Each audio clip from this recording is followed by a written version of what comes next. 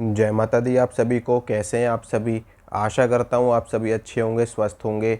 आज मैं आपको ये बताने वाला हूँ कि कई बार ऐसा होता है कि हमारे घर में भूत प्रेतों का वास होता है और हम अपने घर के देवी देवताओं को मना रहे होते हैं, लेकिन देवी देवताओं के स्थान पर वो भूत प्रेत, वो नेगेटिव शक्तियाँ हमारी पूजा को ग्रहण कर रहे होते हैं, हमारे द्वारा लगाए गए भोग प्रसाद को ग्रहण कर रहे होते हैं।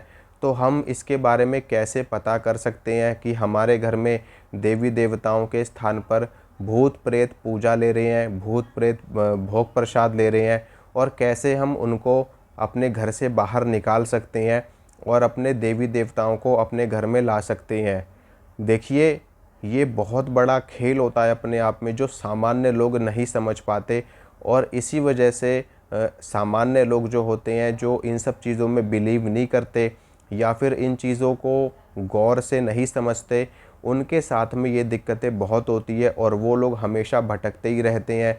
कभी इस दरबार जाएंगे, कभी उस दरबार जाएंगे, कभी किसी भगत के पास, कभी किसी भगत के पास, और उनको समझ ही नहीं आ पाता कि उनके साथ में हो क्या रहा है।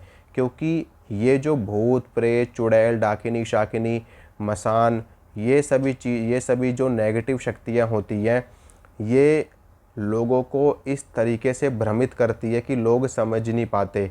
अब मसानी शक्ति का ही आप ले लो। जो मसानी होती है, माता मसानी, वो 52 रूपी होती है, यानी कि 52 प्रकार के रूप वो बना सकती हैं। जब किसी व्यक्ति के ऊपर तांत्रिक के द्वारा या भगत के द्वारा या ओझा के द्वारा मसानी शक्ति चला दी जाती है, और क्योंकि मसानी 52 रूपी होती है, जिसकी वजह से वो कोई भी स्वरूप धारण कर लेती है। उस व्यक्ति के घर में जाकर के अगर उसको बुरे में चलाया जाता है, उल्टे में चलाया जाता है, वहाँ पर जा कर के वो आपके घर की ही कुल देवी बन जाएगी, आपके घर की ही इष्ट देवी बन जाएगी। कभी बोलेगी मैं दुर्गा हूँ, कभी बोलेगी मैं काली हूँ, कभी बोलेगी मैं शीतला हूँ, कभी बोलेगी मैं पीर हूँ, कभी बोलेगी मैं वीर हूँ, कभी हनुमान जी बन जाएगी, कभी शंकर जी बन जाएगी। तो ये जो मशानी शक्ति होती है, ये 52 रूपी होती है, और इसके खेल को समझना, इसकी चाल को समझना हर किसी के बस की नहीं होती। बहुत ही कोई पक्का भगत होगा जो इसकी खेल को समझ पाएगा, इसकी चाल को समझ पाएगा। नहीं तो वो अंधेरे में तीर मारता रहेगा और उसको नहीं समझ में आ पाएगा कि ये कौन सी शक्ति है और कैसे इसका इलाज किया जाता है।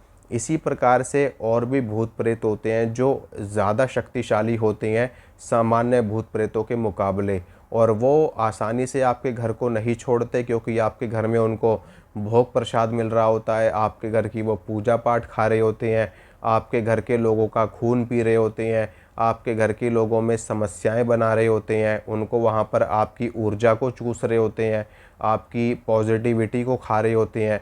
तो वो इतनी आसानी से आपके घर को नहीं छोड़ते।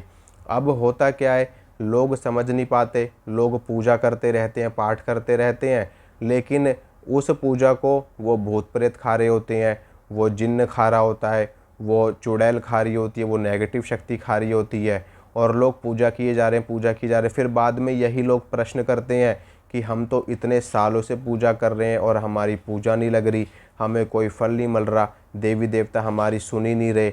अब होता क्या है कि जब ये सभी चीज़ें तांत्रिक के ज़रिए ही करी जाती हैं, कई बार ऐसा होता है, बहुत ही कम केसों में ऐसा देखा जाता है कि भूत प्रेत किसी के घर में खुद से प्रवेश कर गए, या बाहर के कोई नेगेटिव शक्ति किसी के साथ में हो कर के आ गई। क्योंकि ऐसा भी होता है, ज़रूरी नहीं है कि हर किसी के ऊपर कोई तांत्रिकी क्रिया करे या कोई भगती क्रिया करे या कोई ओझाई क्रिया करे।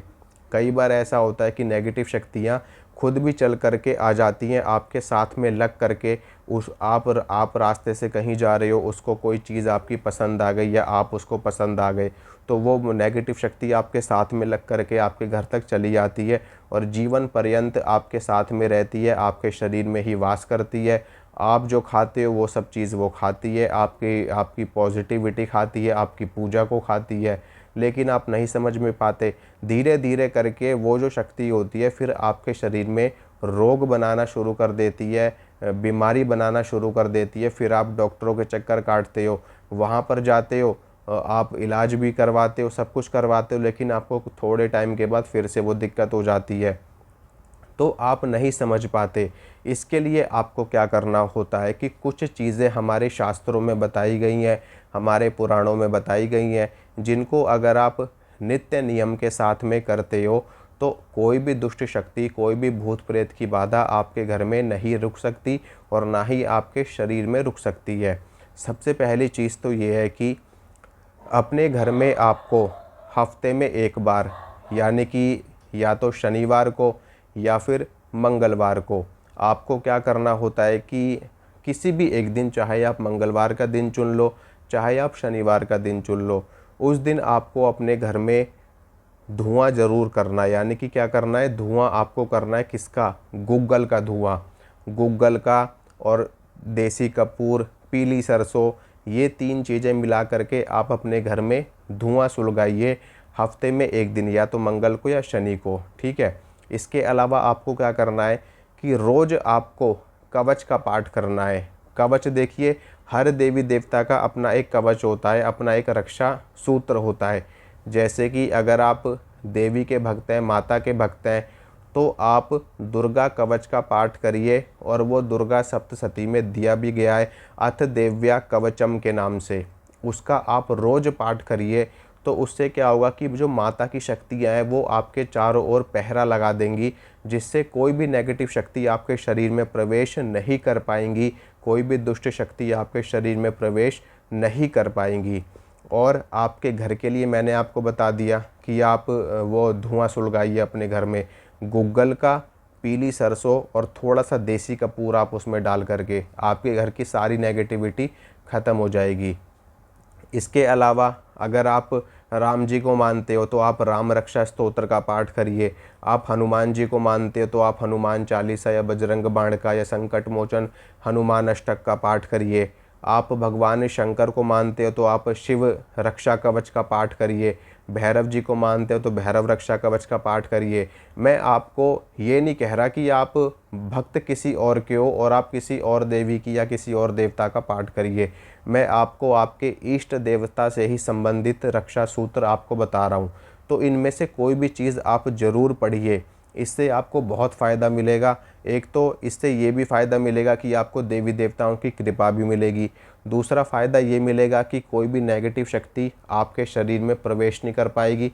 प्रवेश तो बहुत दूर की बात है, आपके आभामंडल में भी नहीं आ पाएगी, वो आपके आभामंडल को भी टच नहीं कर पाएगी, क्योंकि आपके चारों तरफ देवी देवताओं का रक्षा कवच बन जाएगा, ठीक है। और इससे तीसरा फ़ायदा ये है कि आपको हर जगह सफलता मिलेगी। आप जहाँ जाओगे वहाँ आपको सफलता मिलेगी, हर काम में, हर क्षेत्र में आपको सफलता मिलेगी, देवी देवताओं की कृपा मिलेगी।